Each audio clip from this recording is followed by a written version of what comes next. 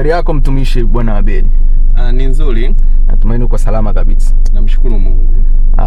Nina swali moja kuhusu jambo la kanisa. Kila Jumamosi nakuona ni mtu ambaye unahudhuria sana kanisani. Ni kwa nini unahudhuria sana kanisani, na wanavyosema kuwa ukiwa mtumishi sana wa Mungu unaenda mbinguni? Na ni kwa nini unatamani sana kwenda mbinguni? Kwani maisha ya hapa duniani sio mazuri sana kuliko mbinguni? Hili swali kwa hakika ninaweza nikalijibu hivi. Hata kama ni wewe, fikiria tu, jaribu kufikiria mambo ambayo yanaendelea katika dunia hii.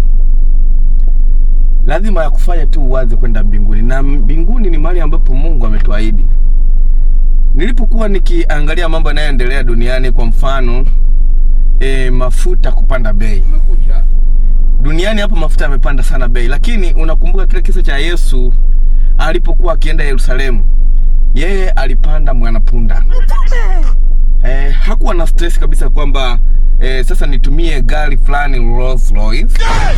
Labda alikuwa hakuwa na ile stress ya kusema kwamba sasa nitumie gari fulani labda BMW. Lakini yeye alipanda zake punda. Wale wananchi wakafurahi, wakaanza kutandika majani, wakatandika nguo, yeye na punda wake wakapita. Kwa hiyo ninaamini kwamba hata mbinguni hatutakuwa na stress za bei kupanda mafuta, na pia kama ni mafuta kule mbinguni, tunaamini kwamba Mungu atakuwa ameweka visima vya mafuta kama kutakuwa na ulazima wa kutumia magari ya mafuta. Na kama kutakuwa na ulazima wa kutumia magari ya gesi, naamini Mungu pale mbinguni atakuwa ametuwekea mahali fulani petrol station za gesi, kwa sababu yeye ndiye muumba. Kutakuwa na mahali ametuandalia kwa sababu yeye ndio engineer. Kwa hiyo hii ni moja ya vitu vinavyonifanya mimi muda wote niwaze kwenda mbinguni, kwa sababu maisha ya mbinguni yatakuwa ni rahisi blaza. Yaani kila kitu tu Bwana atakuwa ametuwekea petrol station za bure. Tunaenda kujaza mafuta bure, alafu tunaenda kupiga misere. Wewe hilo jambo uweze kulitamani la namna hiyo? Jambo lingine ni matukio ya ghafla hapa duniani yananifanya mimi niwe ninawaza sana kwenda mbinguni. Juzi hapa nilikuwa ninafua nguo. Nilipokuwa ninafua nguo, mara hali ya hewa ilikuwa salama kabisa. Ghafla tu hali ya hewa ikabadilika. Mvua ikataka kunyesha. Ina maana mimi nimemaliza kufua nikaenda tena kuanua nguo. Sasa hizi stress za kuwa unafua nguo, ghafla tu unaona hali ya hewa imebadilika, una kazi ya kwenda kuanika na kuanua. Kuanika na kuanua, yani unabishana na hali ya hewa tu. Sasa kule mbinguni hali ya hewa itakuwa ni tulivu. Kwanza kule hamna vumbi, tutakuwa tuchafui hata nguo. Kule mbinguni tumeambiwa kwamba kule ni dhahabu tupu. Sasa mimi natamani na mimi nikaishi kwenye dhahabu. Nimechoshwa kabisa na maisha ya duniani hapa, kila muda vumbi, gari zinapita, kelele. Mambo kama haya mimi yananichosha. Mambo mengine yanayonifanya mimi niwaze kwenda mbinguni, kwa kweli nimechoshwa na stress za mapenzi. Stress za mapenzi. Yaani dunia haiaminiki, wanawake hawaaminiki. Dakika 2 mko salama, dakika 2 stress, mmepigana vibuti. Sasa mimi mbinguni kitu pekee nitakachokuwa nakifurahia ni ile michezo. God have mercy upon us. Ile michezo, niko kwenye bwawa nikiogelea na simba, nikiogelea na swala, nikiogelea na mamba, muda mwingine hata nikijaribu kuwagusa viboko mdomoni. Ni fly iliyopitiliza kuliko hapa duniani. Tunapeana stress za mapenzi yenyewe hayana uhakika. Ashindwe. Mimi mambo kama haya yananifanya muda wote niwaze kuhusiana na habari za mbinguni.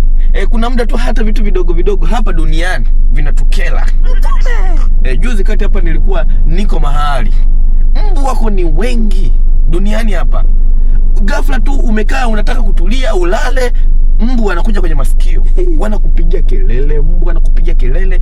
Haya, hujataka tu kutulia vizuri, jirani amewasha muziki, ameweka taarabu wakati unataka kutulia.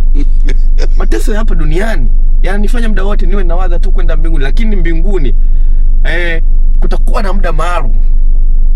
Najaribu tu kuimagine sasa hapo kwa akili yangu. Watu wote kwanza kule mbinguni hakuna kulala. Tutakuwa na utulivu. Nyimbo zitakuwa zinapigwa zile za utulivu. Hata kama yani najaribu tu kuwaza hata kama mbinguni kuna kuchoka, ingawa Biblia inasema kwamba mbinguni hatutachoka.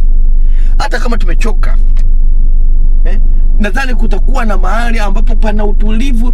Unaenda kwenye bustani ya Eden, unakaa unatafakari, unakula tunda, unakula apple, unachagua tunda gani ule. Kama ni apple unakula, ni kama ni tango unakula, kama ni ndizi unakula. Nakumbuka matunda ya mbinguni yatakuwa ni matamu.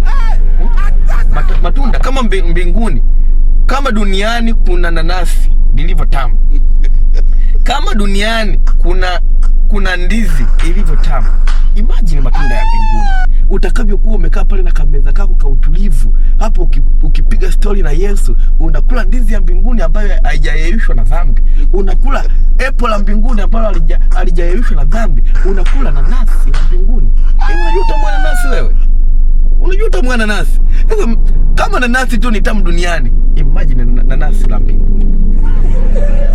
Kwa hiyo mambo kama haya yananifanya mimi muda wote niwaze tu kwenda mbinguni. Achana na stress nyingine za duniani.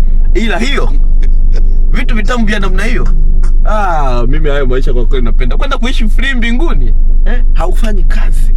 Wewe tu muda wote tu, yani ni kucheza na kuabudu. Hakuna kwamba leo ninaamka saa 12 niende kazini, bosi atanifukuza kazi. Mbinguni ni free. Hata wewe mtangazaji, hayo maisha unayapenda? Ninapenda. Unayapenda? Sana. Basi tukubaliane tu kwamba mimi na wewe tujitahidi tu twende mbinguni kwa kweli.